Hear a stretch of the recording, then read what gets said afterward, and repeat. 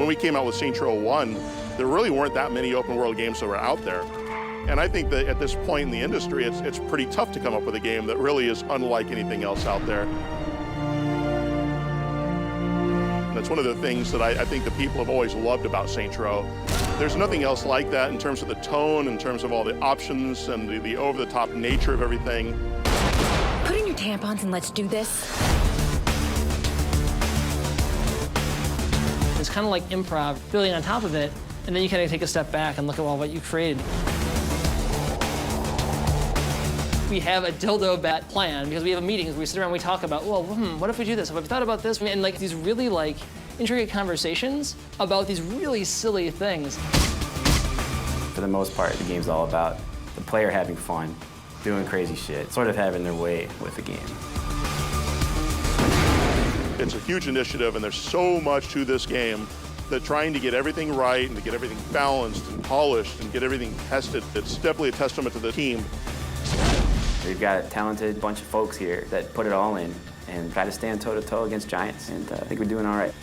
We love our fans, and so that's why Saints Row 4, we really took this approach of it being like a love song to our fans. That we never forget the people that stuck with us this entire time, because that's why we got to be where we are. Without Saints Row 1 and 2, there'd be no Saints Row 3. Without Saints Row 3, there'd never be a Saints Row 4. And so finding ways to go and have the game evolve, but evolve in such a way that doesn't alienate them, that makes them feel that they're a part of the journey, rather than being forced to come along for a ride they never wanted, is something that's very important to us. It takes a lot of work to make something that's beautifully stupid. Oh!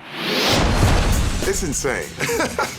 It blows my mind just the levels that the storyline goes to. It just crosses all boundaries. I'm more fun as a gang leader. We have a country to run. Fun isn't part of the equation. So in a nutshell, years have passed since the events of Saints Row 3. And the player, through heroic action that you get to go and play a part of in the beginning of the game, is kind of thrust into more fame and adulation, in the respect of America. And as a result, he becomes the President of the United States. But around this time, that is when Zinyak and the evil Zen invaders come in. They abduct the president, they abduct all of your homies. Ladies and gentlemen, this is not a time for fear, but a time for celebration. Today, the best and brightest among you will find salvation within the Zin Empire. They put you in a strange version of Steelport to try to twist your mind and get you to become part of the Zen. But unbeknownst to Zinyak, you're a psychopath, you don't really play by his rules, and you rebel against him. And so you break out of the simulation, you have to work to get your allies, and ultimately take the fight to Zinyak. Is this virtual reality prison that you're placed in? It really lets us go and play with reality and put us in unique situations that are tailored to the characters. This isn't a born-again thing, is it? No, she's future you. It's so different than anything we could go and do in the real world. It's pretty wild. It's an interesting ride for sure. It's easy to sort of be concerned that it's too crazy, but in terms of Saints Row and where the franchise has come and where it's going, it makes sense. Nothing was out of bounds. We could do literally anything. What the fuck? We don't use that kind of language here in Steelport. We're definitely turning the tables on the aliens. For all the misery that they have inflicted on the human race, being able to use the anal probe on them seems only just. From a mechanic standpoint, as well as a breadth of content standpoint, Saints Row 4 is the biggest and best game that we've ever made. We had just gone over the top with Saints Row 3, and we were wanting to just have fun, and that's what we did. We just gave them more tools to play with in the sandbox, more superpowers, more crazy over-the-top weapons. One of our earliest changes that we made to Saints Row 4 was to introduce the superpowers to the game. And it just makes the gameplay totally different with being able to roam around the world, super leap, super sprint through the world. You have all these powers. But then what we started to think about is if I have all these amazing powers and I'm fighting against just the standard gang members like we've usually had in all the previous Saints Row games, it's going to be a very difficult challenge for us to try to balance the game as a result of that. You know, in Saints Row the Third, we took it up to 11, so on Saints Row 4, they want to take it up to 13. And so we really can't just have regular gangs, even if they're wearing Mexican wrestler masks. We've got to go even further. So we've got the aliens. Hello, humans.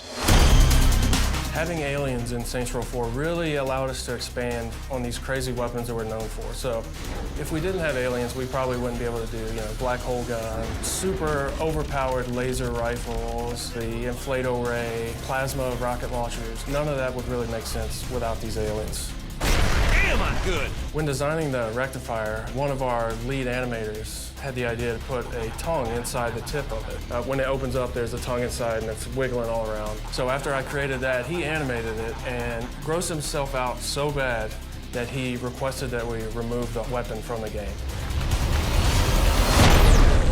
We left it in. Every year, more and more games kind of come out in the open world genre, and I totally understand why. It's an amazing space to be in. It's so exciting, it's immersive, it allows the player to go and feel they're a part of something bigger than themselves. The nice thing is that no matter how many people go and come into the open world genre, we always feel that Saints Row stands apart as something different from the pack.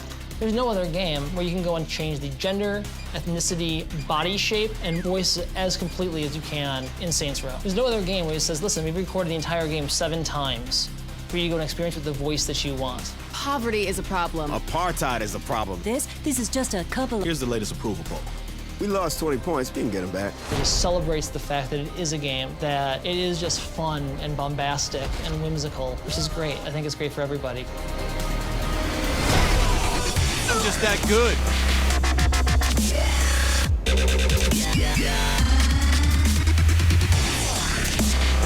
We don't want the player to jump through our hoops. We want to jump through the player's hoops. Saints Row doesn't bother with asking why, it just asks why not. There's some people who really love Saints Row 3, and there's some people who really love Saints Row 2. And they would go and they'd argue online which game was better. And Saints Row 4 is kind of our attempt to go and bring these people together into one big happy Saints Row family.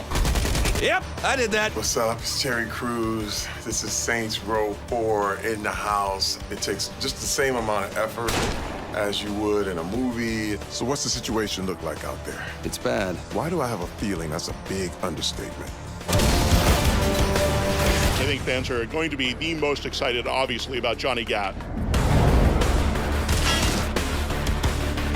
Johnny Gat is back. Now we're talking. It's almost a daily occurrence when one of my followers on Twitter will ask me what's happening with Johnny Gat, what's happening with Saints Row 4. It's a testament to how powerful this game is to the gaming community. We tried to do a little bit of a twist with Shandy. We have Saints Row 2 Shandy, who is obviously a much more laid-back version of Shandy versus the more angry version of Shandy that you might have experienced in Saints Row the Third. The most memorable thing you ever did was get captured by your smoked out ex. That's not true. I'm sorry, and fucking half of Stillwater. Go team. I always thought you were just really friendly and hated pants. Someone gets it. You get to actually craft who that person is. Everything down from hair color, eye color, height, body build, male, female, ethnicity, everything. There's no separation of gender in this game. You can be anything you want to be, and there's no difference in the way people interact with you. I know over the years you've heard this speech a bunch of times. Heard it. Bitch, I wrote it. We have a lot more surprises in store for fans. This is Saints Row fan service to an nth degree, and I'm so fucking excited about it. Pretty much anything goes now. Saints Row, let's go.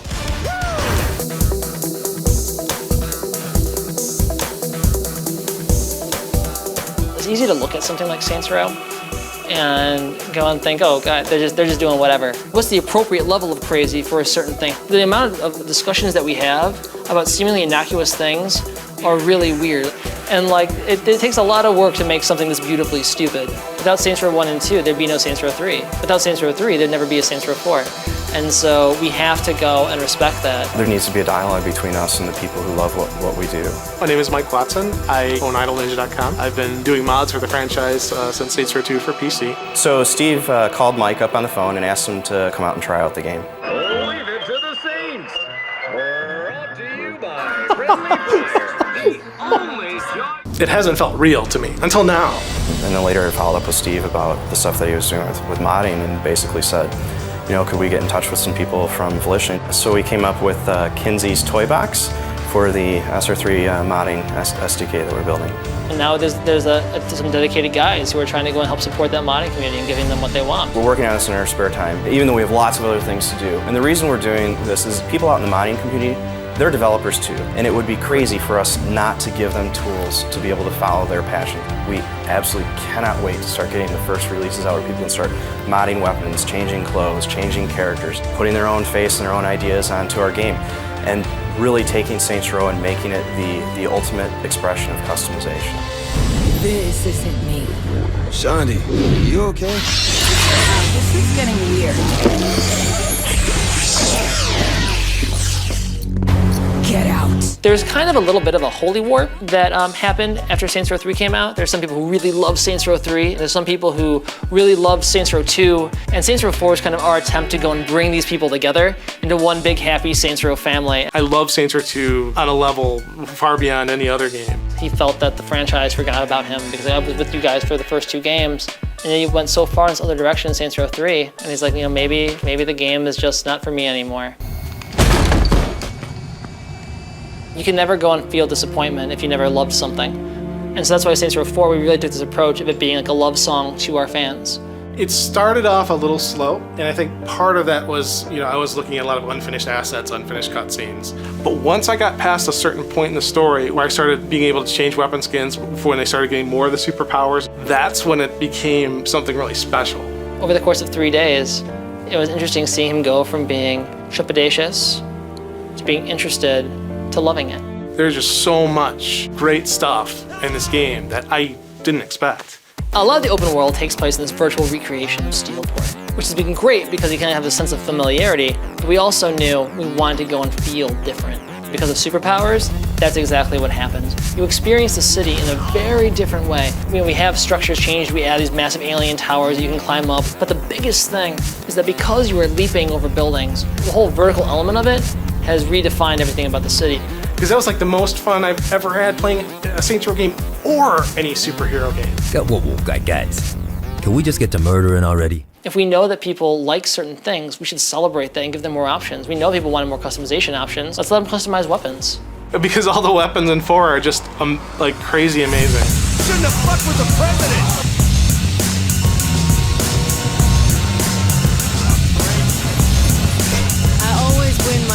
So whether you're a fan of Saints Row 2 or Saints Row 3, you're really going to be in for a surprise. We have Johnny Gat.